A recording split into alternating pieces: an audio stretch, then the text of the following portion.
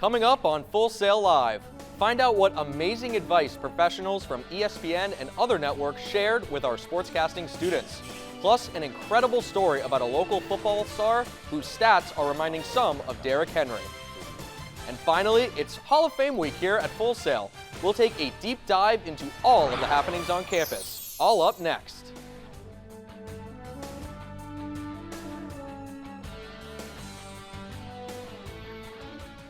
Welcome into Full Sail Live. I'm Daniel Chiarelli.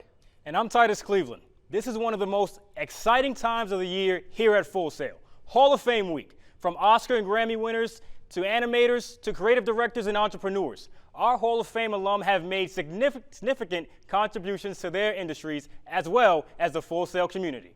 Every year, we celebrate their accomplishments through a week-long event, complete with educational panels, entertainment, and more.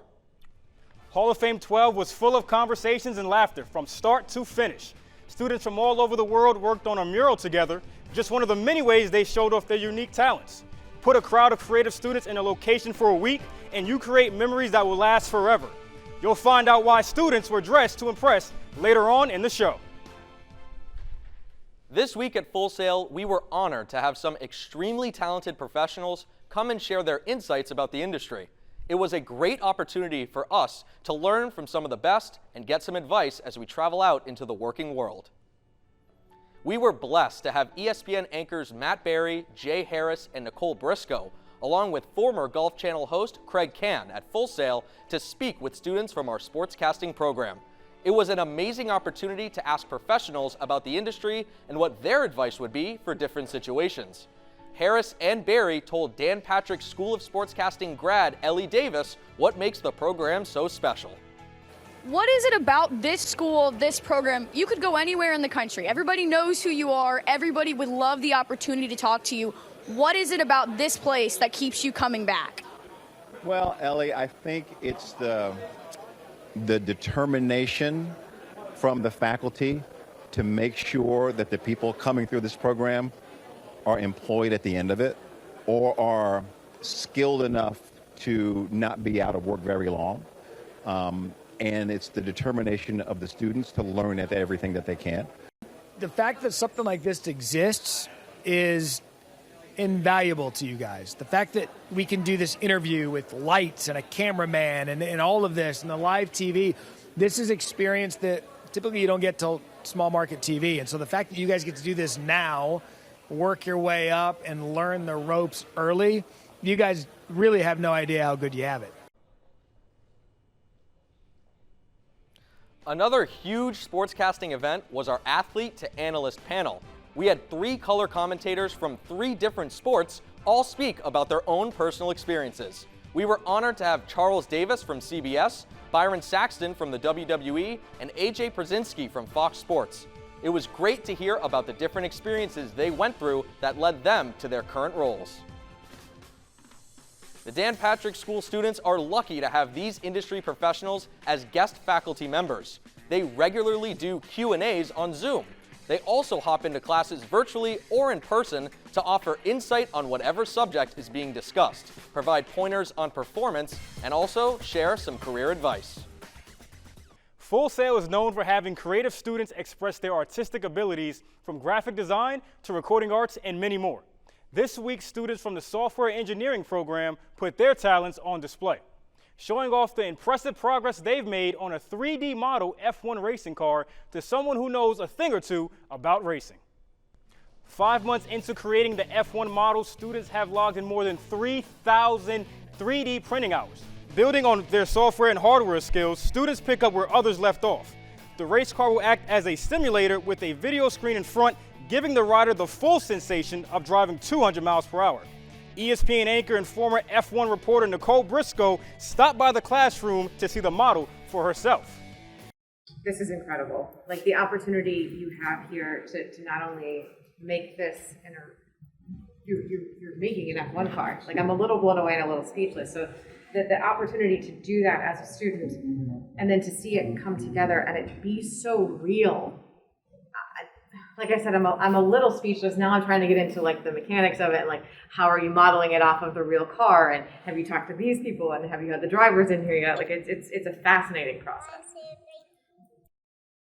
Full Sail is a beacon of creativity for the students, allowing them numerous chances to showcase their skills and talents. A great example of that is our cosplay tournament, where students create their own costumes based on their favorite characters from TV or video games. The final cosplay walk had students from a variety of different backgrounds and programs gather to compete for some awesome prizes. Costumes ranged from TV, movies, anime, comic books, and video games. It was amazing to see all of the hard work, creativity, and passion from these students.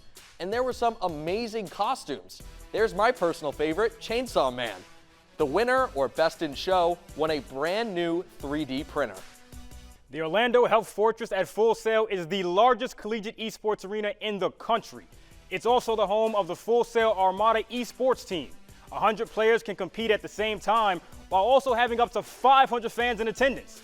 Our very own sportscasting student Quinn Shear was able to call a game during the Infinite Gaming competition between the Challengers and Armada Varsity.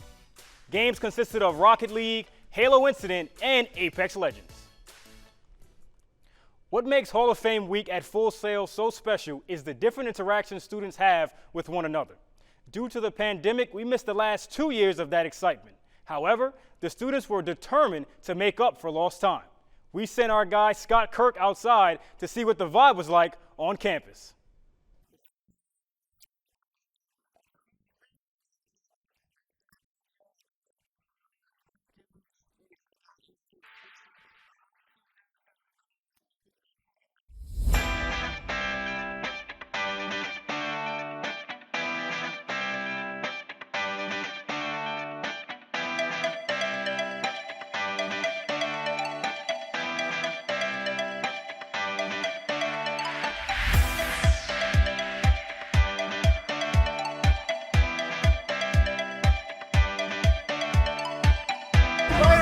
What's up?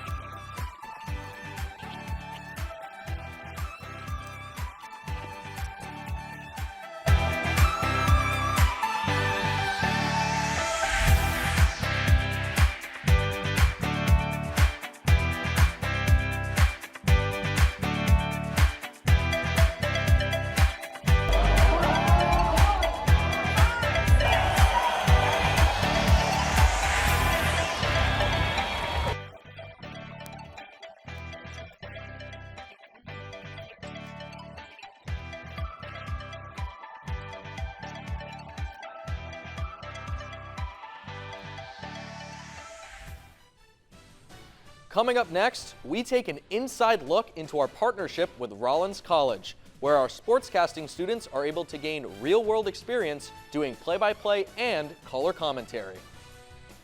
And also, we'll tell you about a local high school running back that might give Derrick Henry a run for his money.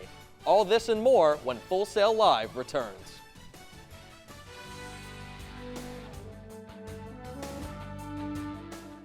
I'm telling you, this studio is haunted. I heard something in there yesterday. Greg, this is the dumbest thing ever. What is that?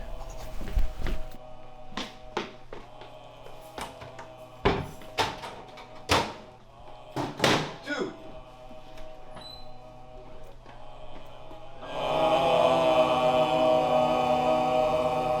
Good. Give me no.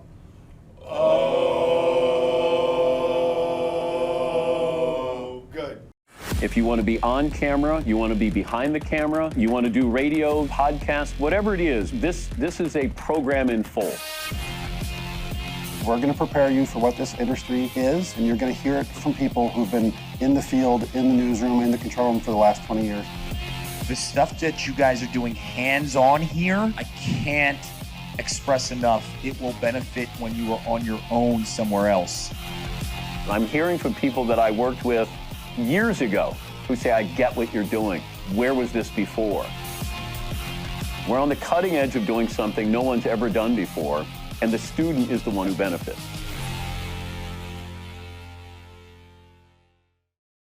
You know, here at Full Sail, the instructors leave us a lot to live up to.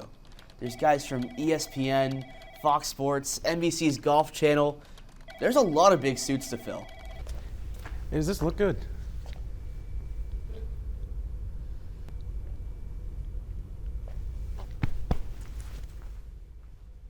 Is it that bad?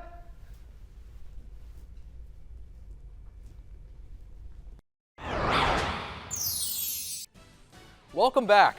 Our own sportscasting students got plenty of hands-on experiences during Hall of Fame week. There's no better way to find out if you love something than simply trying it out. Project and portfolio classes are part of all Full Sail programs. In the sportscasting degree, Project and Portfolio 4 focuses on teaching students how to create packages. Students tell stories through video, conducting interviews, shooting the footage, writing the script, and editing the story. Here is a great example of the final product from our own Zach Mason.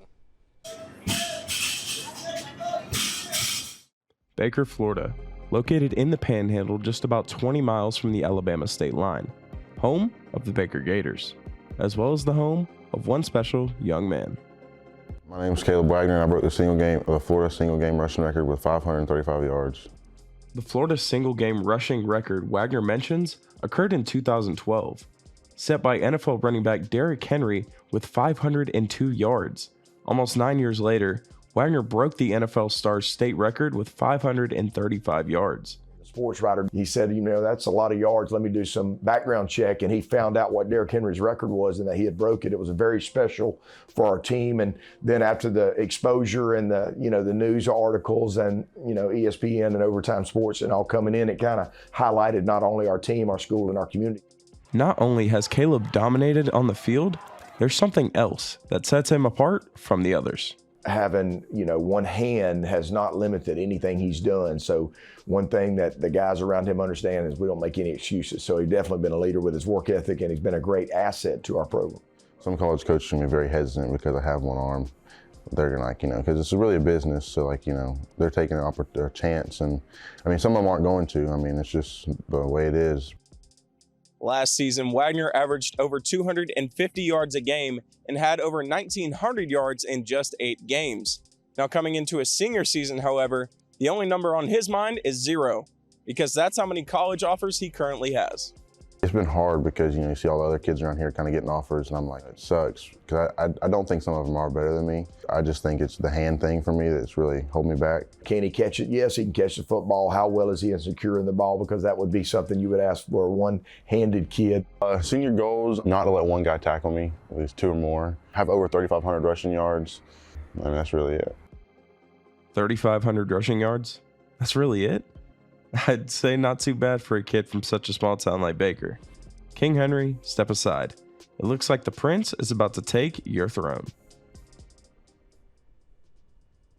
Thanks for that awesome story, Zach.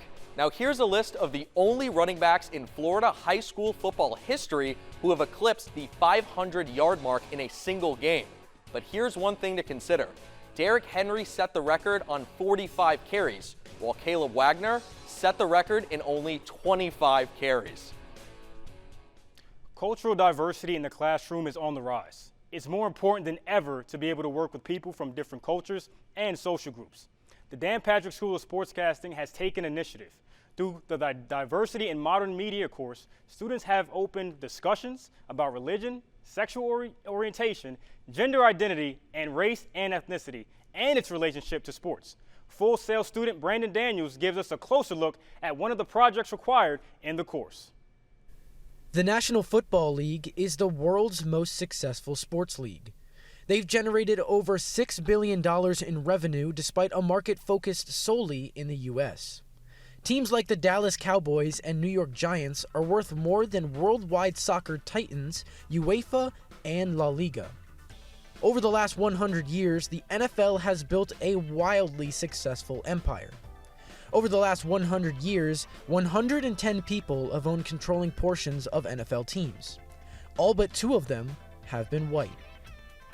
The recent firing and resulting lawsuit of former Miami Dolphins head coach Brian Flores has brought that statistic, among many things, back into light. Those many things all fall under the same umbrella: the league's subpar track record on diversity, and the systemic inequality that plagues the league's hiring practices.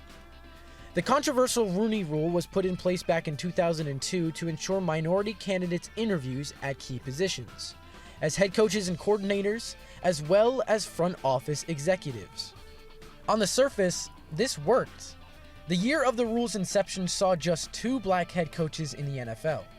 That number has climbed to 8 in some years in the last decade. The rule has also expanded from just head coach interviews to the different positions laid out in the rule today. Fast forward 20 years, however, and that number from way back in '02 remains virtually the same today. The number of black head coaches is still at 2. One of them, Mike Tomlin, leads the shrinking group as a coach owned by the same organization that houses the rule's namesake. The league's close-knit group of owners, all 32 of whom are white, have stood in the way of the NFL achieving any real progress. While progress isn't a quick step, it's clear that it hasn't gone anywhere in decades. One of the things that I've written going back a decade is that the Rooney Rule should have started first and foremost in applying to the ownership suites in the NFL. You're not going to make changes until you have changes in ownership. There are still no majority black owners in the NFL, so until you have that change, you're not going to see a change in hiring. Now, the league has major issues at play here, but it hasn't been all bad. The NFL has worked with the Senior Bowl and HBCUs across the country to provide better perception and connections for players and coaches in historically black colleges. Players and coaches across the league have also realized the shortcomings of the Rooney Rule and have spoken out for Brian Flores and the rest of the league. But for a league that's seen the problems arise from Colin Kaepernick's kneeling for justice and the resulting action from owners, the issue standing in the way for coaches is the same group that stood in the way for Kaepernick, the owners. For the National Football League, progress can't be called progress without action. That is the only remaining step. We believe if students are exposed to diversity and learn cultural awareness in the classroom, it sets them up to flourish in the workforce. Up next, we have another awesome package from our students in Project and Portfolio 4. This story was produced by our own Luke McDonald and is an inspiring story about a local collegiate star whose time on the court was cut too short. Lana Gerard is a freshman outside hitter for the Rollins College Tars. When she was recruited, she was just hoping to play some rotations. In the span of a few weeks, season-ending injuries to key players pushed Lana to start. I felt like I needed to perform, and not in a way that was like so much pressure on myself, but I did feel pressure on myself just because I knew that I had to step in some type of role. An outside hitter and just middle back in general is very, I think, important to a team. The Tars struggled this year. They went on a 16-match losing streak. For Lana, this fall was not defined by the number of matches won. This past season was so much growth. There was a lot of losses, a few wins, and just taking those wins and like thinking about how hard we worked for them, but also learning from those losses. This year was not without its ups for Lana. In the Tars match against the University of West Georgia, she scored a season-high 21 kills. This was the day after the second of Rollins' outside hitters was injured. Once Emily and I both got hurt, she stepped right into the role and spoke up when she needed to, but also put her head down and worked. And she was a great underclassmen leader this year, and I totally see her just stepping into that and thriving as this team's leader in the future. Lana led the team in kills and was second in digs this past fall, despite being thrust into a role she didn't expect. Now she is turning her attention to next year and improving in the offseason. I would really like to step up my game just all around and be a person for all my teammates to lean on. I just expect to break down my game a little bit more, so perfect those little things so that I can come out bigger and stronger next year, and hopefully we'll do some great things. We here at Full Sail are grateful to have a strong partnership with Rollins College, where our students are able to provide play-by-play and color for Rollins' home men's and women's sporting events, including soccer, basketball, baseball, and softball. We also provide studio hosting around the men's and women's basketball games for Rollins radio station WPRK. This is a hands-on opportunity to show your stuff and an opportunity that you can't find anywhere else. When we come back, a couple of debates including which class is the best in the sportscasting program at Full Sail. Stick around, you don't want to miss what some of our Dan Patrick sportscasting students had to say.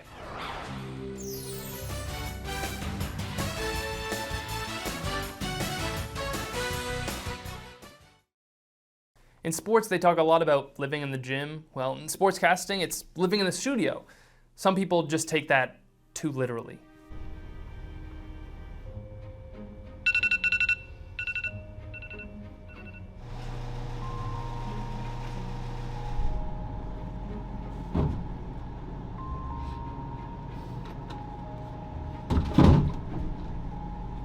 I already have a bowl and a 47.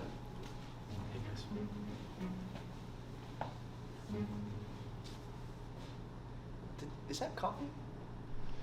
If you want to be on camera, you want to be behind the camera, you want to do radio, podcast, whatever it is, this is a program in full. We're going to prepare you for what this industry is, and you're going to hear it from people who've been in the field, in the newsroom, in the control room for the last 20 years. The stuff that you guys are doing hands-on here, I can't express enough. It will benefit when you are on your own somewhere else. I'm hearing from people that I worked with years ago who say, I get what you're doing. Where was this before? We're on the cutting edge of doing something no one's ever done before, and the student is the one who benefits.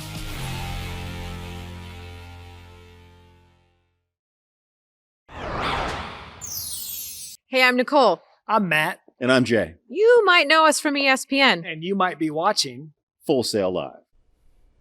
In the Dan Patrick School of Sportscasting, we have 2 advanced technology classes. In those classes, we learn OBS, Open Broadcast Software, which is basically a virtual control room you can put on your laptop. 4 of our online students put OBS to full use multiple times a week when they live stream their podcast. Here now is an example of what that looks like as the guys from the Rough Cut Sportscast debate which month is the best on the annual sports calendar. What's up, y'all? This Shaquille Barrett, Super Bowl 50 and 55 champ. I want to let y'all know y'all listen to one of the best sports shows out there right now, and thanks for tuning in to the Rough Cut Sportscast.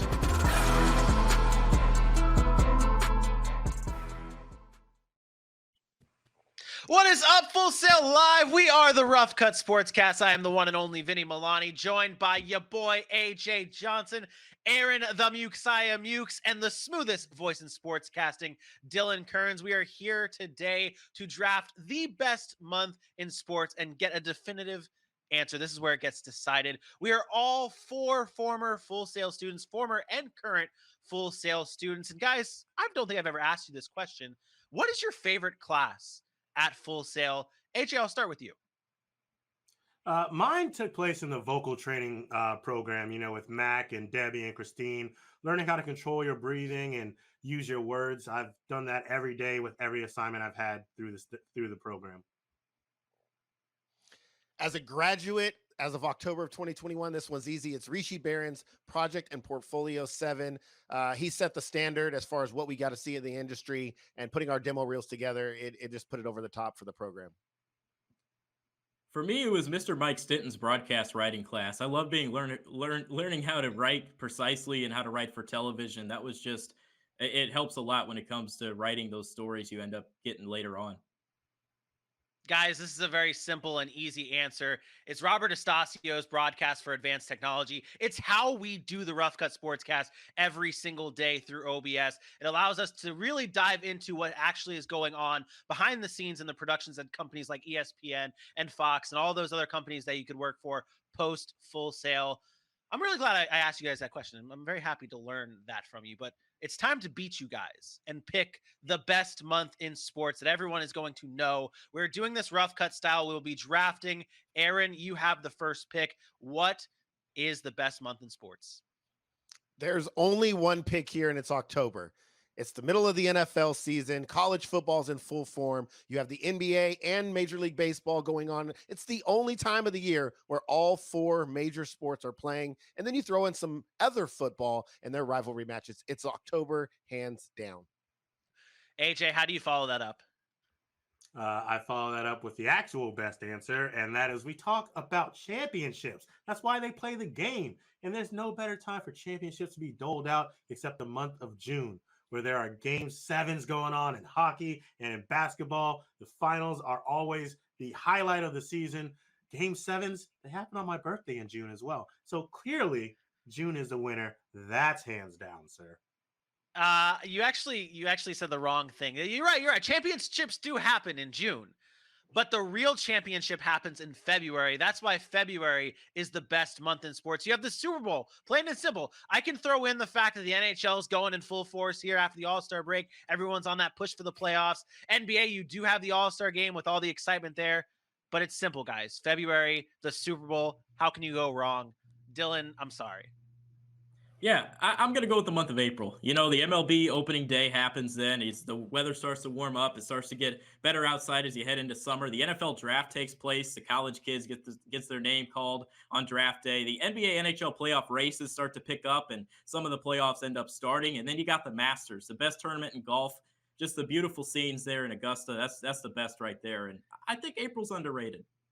Underrated. Going with the sleeper pick from Dylan. I like it. Fans, it is now your time to decide. Head on over to the Rough Cut Sportscast on Facebook, Instagram, and Twitter. Let us know what you think is the best month in sports. For my guys here at the Rough Cut Sportscast, I am me, Full Sail Live. We will see you next time. Peace out.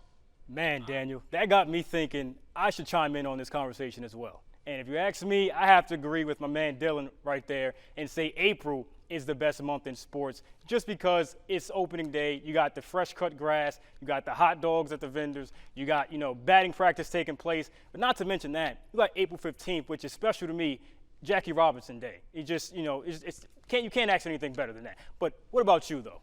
I got to agree with Aaron and go with October. Not only do you have the World Series championship going on in that month, but you have every other sport going on as well. You have football, college football, basketball, and of course, you have the NHL starting their season off. And at the very end of the month, it's Halloween. Who doesn't love dressing up as their favorite characters? I think I'm going to go as Chainsaw Man. Oh, man. But before we go, we want to share with you an example of the final assignment in Project and Portfolio 2 class. Students are asked to shoot their own video of local sporting events and edit a video music montage. And that became quite challenging during the pandemic when no sports were being played. But the show must go on and the assignment must be submitted, so grad Michael Shanahan got creative.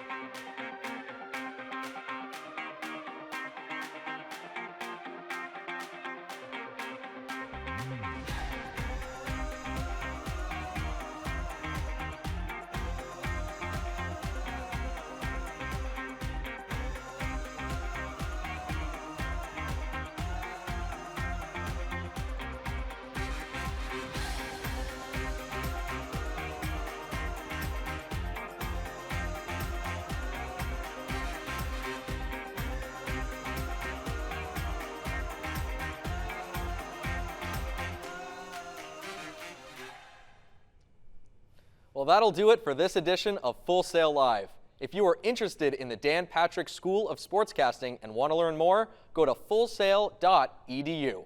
From our Sportscasting studio here in sunny Winter Park, Florida, I'm Daniel Chiarelli. And I'm Titus Cleveland. We'll see you next time.